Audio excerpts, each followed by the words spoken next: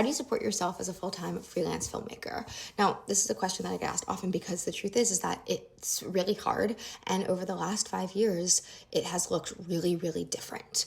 And the way that I kind of think about it is like Venn diagrams, or kind of like concentric circles that start to kind of come in and hone in on really the thing that you want to be doing.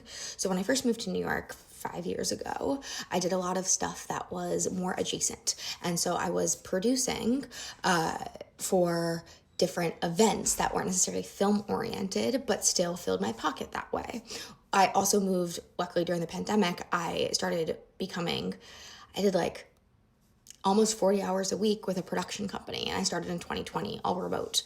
And so when I moved to New York and went in person, while I technically was a freelancer, I was getting the majority of my work from this one production company. And that really taught me how to work with clients, how to budget something out. That's a whole other story. But what it meant to also go out and find different people to hire and bring on.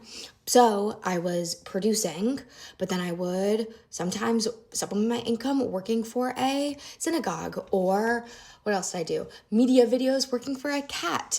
And so slowly, as I was getting closer and honing in on what I wanted to do, I got to stop working for the things that didn't directly align as film and double down on the things that actually now were both film, my circle, and filling my pocket. And so I think that my advice that I have for folks who are starting out, which is that you have to cast a really wide net. You have to say yes to a lot of different things. And then as you start saying yes to more things, you can then fill your pockets in different ways and start to hone in on the things that you really want to say yes to.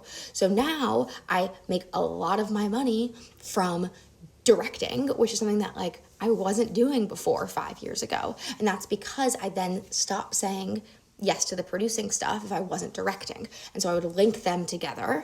And now people come to me because they're thinking of me as a director, not just as a producer. And people aren't coming to me thinking about someone who can help run their events from the synagogue perspective, because that's something I got to leave behind 4 years ago.